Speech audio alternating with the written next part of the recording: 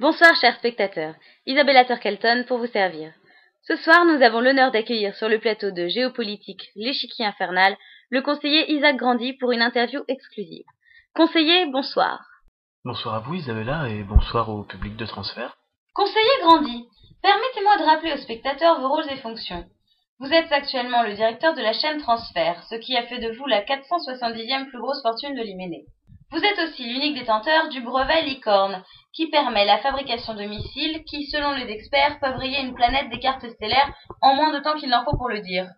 En effet, ma mère, feu Athénata Grandy, m'a légué son savoir quant à la fabrication des missiles Licorne. Alors permettez-moi d'utiliser ce sujet pour faire une transition sur ma première question. Conseiller Grandy, vous vous êtes engagé à fournir 50 missiles Licorne au général Hildemann, pourtant considéré comme un renégat par le Grand Conseil. Comptez-vous être estampillé vendeur d'armes de destruction massive?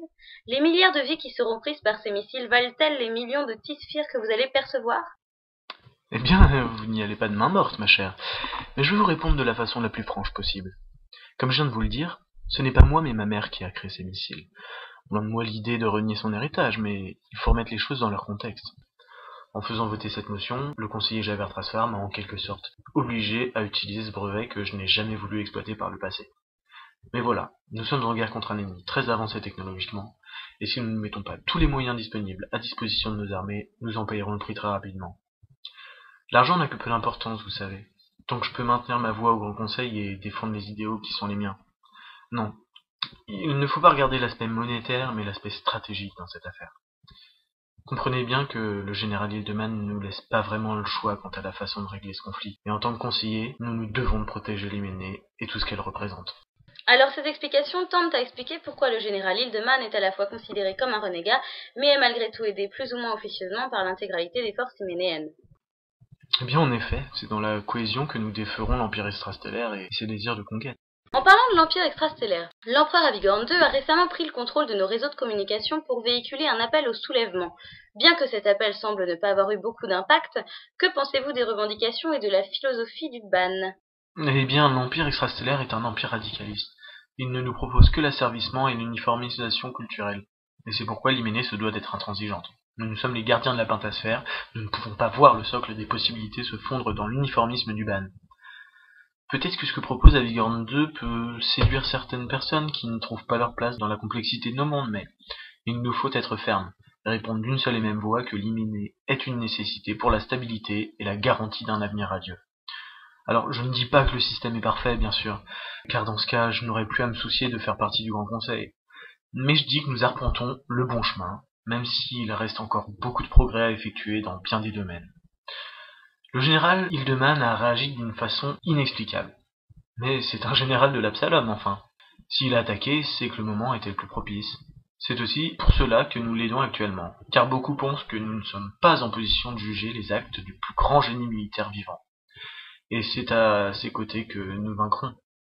Une réponse pleine de conviction, cher conseiller. J'aurais maintenant aimé aborder des sujets plus personnels.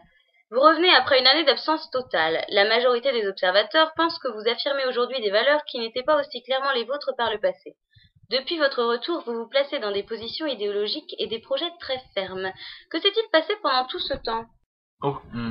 Eh bien, j'ai beaucoup voyagé et rencontré des personnes qui m'ont appris énormément sur moi, sur ce que je désirais accomplir, et surtout ce contre quoi je voulais lutter de toutes mes forces. J'ai rencontré beaucoup de systèmes politiques, beaucoup de connaissances à engranger. Enfin bref, sans jeu de mots, je peux dire que j'ai grandi. Et a fait mûrir des réflexions que j'avais mais qui restaient inabouties, inachevées. Réponse très évasive. Mais il faut admettre que tous ces changements de comportement vous réussissent. Et je ne sais pas ce qu'en pensent les spectateurs, mais la confiance qui émane de vous me donne envie de vous suivre. Où que vous alliez. Enfin, voilà déjà la fin de cette interview. Peut-être reviendrez-vous nous accorder l'honneur de votre présence une prochaine fois. Eh bien, je vous remercie pour l'écoute que vous nous avez accordée, et merci à vous aussi, Isabella.